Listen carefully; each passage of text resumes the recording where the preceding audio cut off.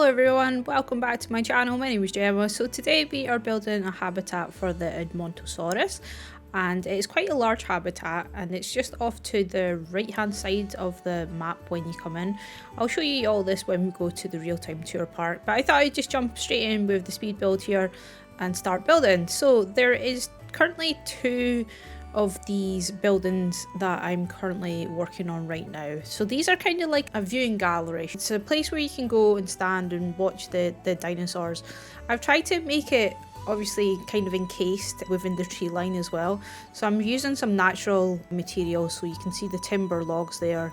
I've also used the wood for the sides as well, and then obviously the glass so you can see out. So I'm trying to make this park look like it's just scooped out of nature, really. That they've just tried to make more of an effort for the design of the whole park, and that's essentially what I want to do. Now I actually have came up with a name for this park, and it's going to be called Lochlands, which essentially means land of the lochs. And that is because in the middle of this park, you guys have seen it, there's a massive loch, so it kind of just fits in with it. It's very Scottish, and I do be quite loving it. So Lochlands it is. I was wanting to call it Lochlands Nature Reserve, but it's a bit of a hefty title, so the official title will be that, but for the purpose of videos, we're just going to call it Lochlands, and it's just a lot easier to pronounce as well. So as you can see, we're building a viewing platform here, and I have actually duplicated this platform up at the top of the park as well. So this area for the Edmontosaurus, I did initially think, we could probably fit in 2 dinosaurs in here. So I was thinking about doing a dual habitat until I started putting down the rocks and the trees, and we've got like a little watering area as well. And then as soon as you put in the Edmontosaurus, they're absolutely massive. And I was like, there's no way that we're going to fit in any other dinosaur in here. So I have just purposely kept this just for the Edmontosaurus. If I'm being totally honest with you guys, I think that habitat might be a little bit too small. I was looking at the species profile that Prehistoric Kingdom first released. And if you look at the stats, it says that the Edmontosaurus needs roughly about, I think it's between 10 to 40 other animals with it. I would assume that they do move in herds, and that likes other dinosaurs company. So when I was trying to put in the dinosaurs into this habitat, I had the idea in my head that I needed 10, because that is what the profile said, although those things are not correct, I don't think, so I wouldn't kind of stick by that. But I do like it as a reference point as well. I mean, nothing in Prehistoric Kingdom right now is kind of set in stone. There's a lot of stuff that just kind of needs fleshed out, but they'll get there. I have high hopes that they'll get there. But yeah, I had this idea that I needed 10 Edmontosaurus in this habitat. I put 10 in, and I was like, nope, it's just too small for them. And then I was thinking about, okay, this is a massive nature reserve. How awesome would it be if we had a gate on here? And I was thinking kind of more Jurassic World Evolution, how you can have the big massive gates. You can open them up and dinosaurs can kind of roam about. So I thought it'd be kind of cool to have this loch in the middle, and then around it is all the herbivore dinosaurs that, you know, they can all chill out with each other. It would probably boost their enrichment on that kind of goodness. But also we do have 3 carnivores within beta. So you've got the 2 Tyrannosaurus, you've got the Rex and the Patar, and then you've got the Tovosaurus. And I was like, okay, that's fine. So we could put all the herbivores in the centre of the park, maybe like to the back of the park as well. And then I was like, where are we going to put the carnivores? Ideas just started to flow in my head. I was like, why don't we have it that this is like more of a sanctuary? So all the dinosaurs within the confined areas, so they're new to the park, or maybe they're in breeding season, or maybe they're injured, and it's just a nice area that the rangers can come, make sure that the dinosaurs are well catered for, well looked after, they're going to get fed, medical care, all that stuff. And I thought it'd be kind of cool that they do have their individual habitat areas, but then there's this gate on each of the habitats that when the guests leave, then they can open up the gates, and then they know that from, say, 5 o'clock in the evening to 6 o'clock, then they can just go out and hang out with all the other dinosaurs and just like chill out and all that goodness. But then I thought, how easy is it going to be if you're a park ranger? And especially because dinosaurs move pretty fast. And I've seen this before in another creator's live stream. I'm not going to name names, but I'm pretty sure they know who they are. It was the mammoths, and they escaped, and we kind of like had a bit of fun and said, you know, we should release them, like let them go, like let them be free. And I just thought that was really quirky and fun. And I love that idea, but at the same time, if you release these dinosaurs from 5 o'clock in the evening till 6 o'clock in the morning, what's the chances that you can round those dinosaurs up and be like, okay, it's showtime, guys, like back to your habitats? I mean, you could maybe lure them in with food, but because dinosaurs obviously eat natural vegetation, there's a good chance that if they're roaming about the park, then they're not going to come back. They're just going to be like, well, over here's got beautiful scenery, it's got all the food that I could eat, I don't actually need to be fed whatever the keepers are giving me. And also it might be kind of dangerous, because I would imagine not all dinosaurs are treated equally either, so there's a good chance that they might start fighting for land space or whatever else. So it's not really a great idea now that I've kind of voiced it out in my head. And plus, would I say that the sanctuary is kind of open to looking after the dinosaurs, but the outskirts of the park is more free range, which is an awesome idea. I love that idea, that they've got this hub in the middle that's breeding and looking after the conservation of these dinosaurs, and when they get to a certain age, then they can release them into this massive acre of land that they can naturally just roam about, which is beautiful and just a lovely idea, because I know they do this in some kind of conservation safaris, and I do love that. But I was just thinking, if you do have like one section of the park which you've got herbivores, and on the other section of the park you've got carnivores. Now, do remember, carnivores are also cannibals, so there's a good chance that they'll just start eating each other if you're a carnivore, and we don't kind of want that. You don't want to spend all this time, money and effort looking after these dinosaurs for them just to eat each other, but it's the circle of life, and obviously we are bringing dinosaurs back. So it's our fault. Well, no, it's not really our fault that they went extinct. It's just nature, isn't it? But I'm not willing to play God either, so I don't have the time, nor the patience, nor the commitment to decide the fate of these dinosaurs. So I'm only here to make up stories and design beautiful looking parks. So I'm here for it, guys. I'm here for it. So I hope you guys are as well. But anyway, that was the thought process in my head. I love to go down that route and kind of explore these ideas. I just don't know how realistic they are. I mean, I should probably just come in, build a habitat, shove a gate on it and be like, ta-da, done. But I do kind of like go on wee little tangents in my head, thinking the possibilities of creating stories and all that kind of goodness. Because it's more fun to me, to be honest, to have a little backstory of why I'm doing something. It kind of gives it a bit more purpose. But yeah, that's all the rubbish that's in my head, and now it's out into the world, and now you guys know how I think, so you're welcome. So back to the habitat here. We are now creating the second viewing platform. Like I said, I've just copied this over. I did actually think about just creating this viewing platform, and we're just going to duplicate it all over the park. I do like the idea of that, because obviously it's going to save time into building, but it's also kind of like the cheap way of you just making stuff, and it's not really kind of my style at the end of the day. So for this habitat, yes, it is duplicated and I don't mind that, but I think for the rest of them it'll be similar style with the natural building materials, so nothing's going to be super out of this world kind of building. It's still going to be using the natural timbers and the wood that we have in game and just trying to make it look really nice.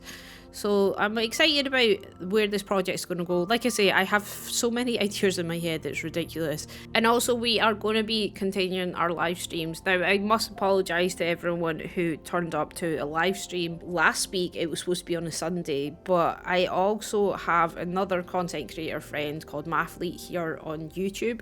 She does YouTube and she also does Twitch, mainly covering Planet Zoo, and then on Twitch it's a bit of a variety of games. And Mathlete and I stay in different areas of the world. So obviously I'm in Scotland and I believe Mathlete's in Texas, but again, don't quote me on that.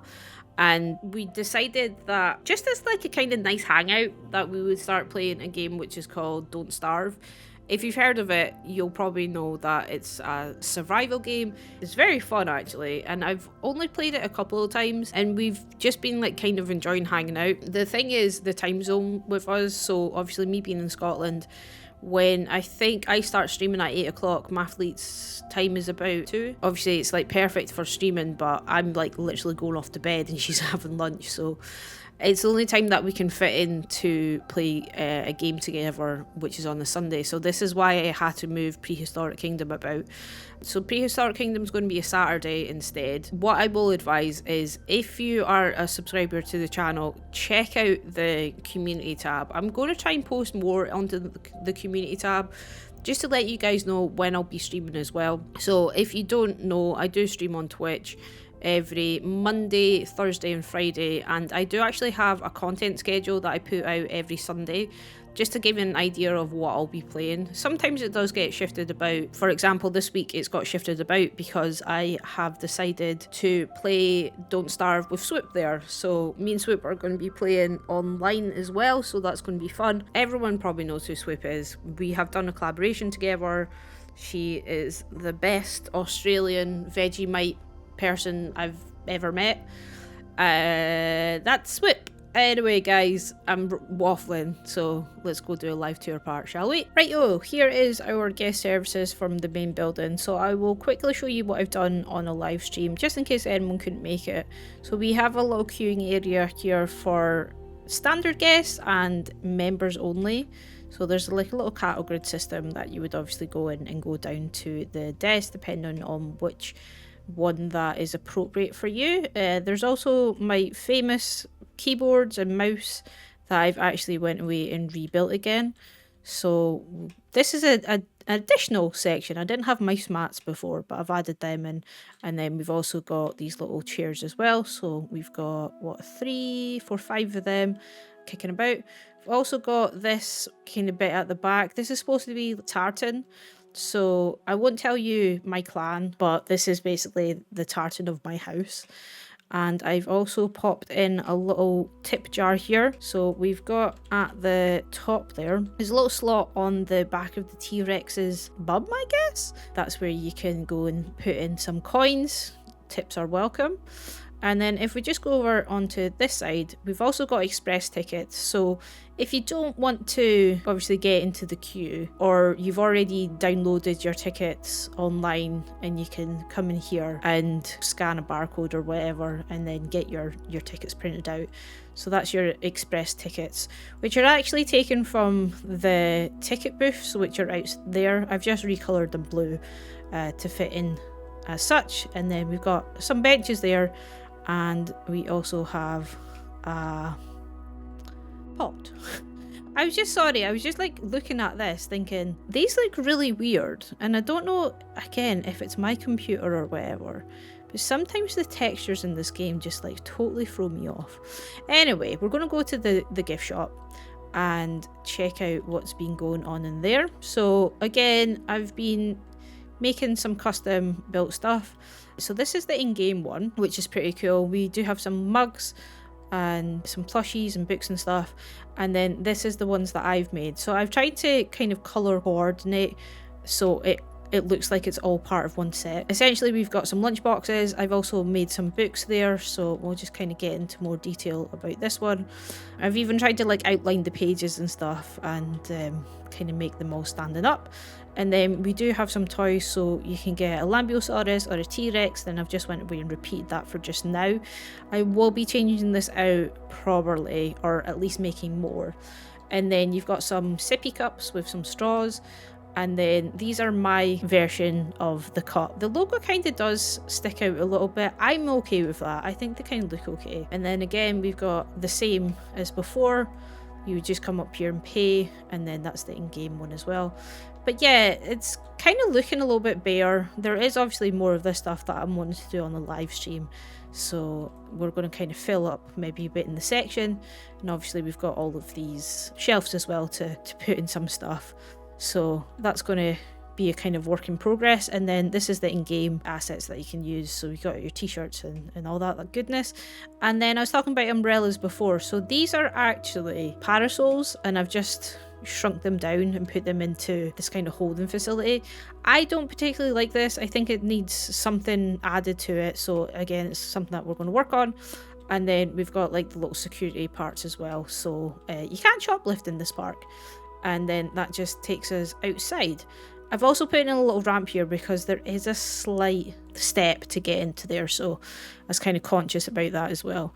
So that's the back of the gift shop and ticket area. If we come down here, again, you guys have not seen this, so I'll quickly just show it off. We do have like a little seating point. These are the umbrellas that I was talking about that I've just shrunk down, so you can come out here if it's a nice day and just sit and look at the loch and just get one with nature. And then over there is our Edmontosaurus habitat. So if you are needing to use pushchair or a wheelchair, there is obviously an accessible point over here, which I'll just take you to. It's just a small ramp that will take you down to exactly the same area as well. Excuse me for the floating trees. There is a lot of them currently, and I can't click on them at all. So just kind of ignore them when you see them. Trust me, there is a lot of them.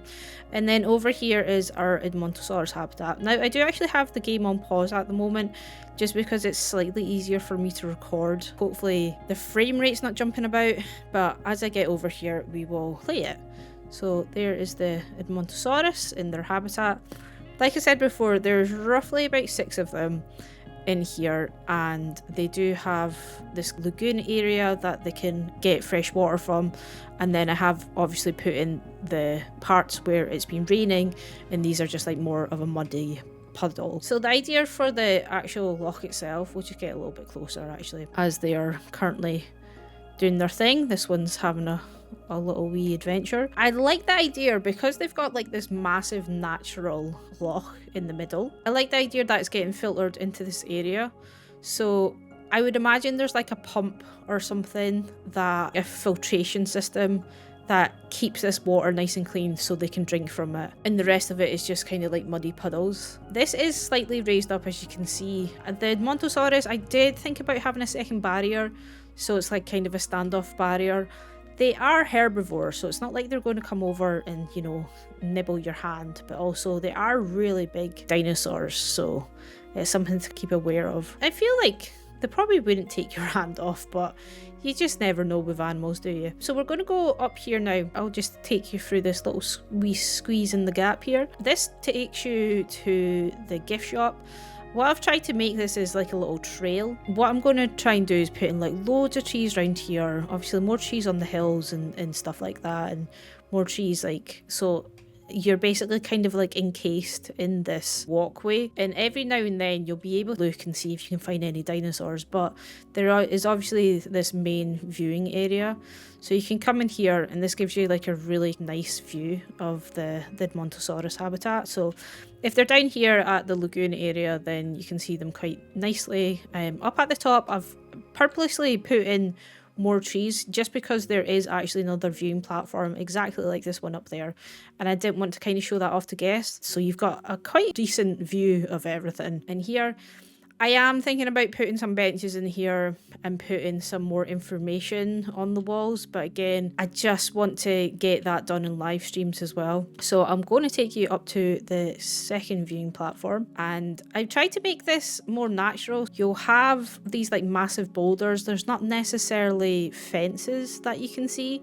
I've tried to either cover fences with trees or boulders so you can't really see them, and then you can come in here and see down the way. So again, you can't really see that viewing platform, and this bit's kind of just a little bit more of a chill out area. There's 6 of them in here. They are all the same skin type as well. We've got 1 male and 5 females. This particular Edmontosaurus is from the boreal biome, so this is why I didn't put in the different variants, just because I felt like this was kind of more suited towards the biome that we're working with. So yeah, they're all just kind of chilling out. Obviously, one thing to probably note here is they don't actually have a hard shelter. I was very aware of that, and I was contemplating about putting in a hard shelter, like a small kind of like stand to. I want to know your guys' opinion on this. Realistically, obviously I want to make this park very realistic, but I was just thinking of the many times I've went to zoos, and a lot of them don't actually have hard shelters, and I don't know if these particular animals, or any of the dinosaurs should I say, really need a hard shelter. So yeah, just kind of wanting to know your thoughts and opinion on it as well. One thing I will probably point out is, we'll just go back out here again, is the keepers can't, or rangers, I prefer to call them rangers right now. I've made it so that there's obviously a track which goes all a way around the loch, and I kind of like the idea that they can get their 4x4 and they can come along to a certain like break in the fence, and then I was going to put like a gate so they can come in. I've not done that because I just wanted to use you guys as a soundboard. Is it realistic to have something like that? Obviously it's quite muddy here. The thing is that this is not going to go anywhere. Even if there was an increase in water, it's not like it's going to get flooded there or anything. It's you know, it's pretty solid. They don't obviously have any backstage area, like I said. I don't mind that, because the whole idea is we're trying to reserve nature and we're trying to make this a kind of a natural environment for them.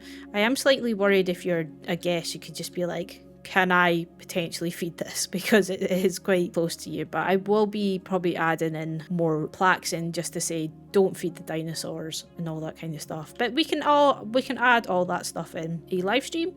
Like I said, I've kind of like started off here. I've started like marking out little bits and bobs. You will see this part change as we kind of like develop it. Hope you guys enjoyed the episode. If you have, as always, if you drop a thumbs up on this, I would very much appreciate it. And I will see you on Saturday for a live stream. So until then, guys, take care.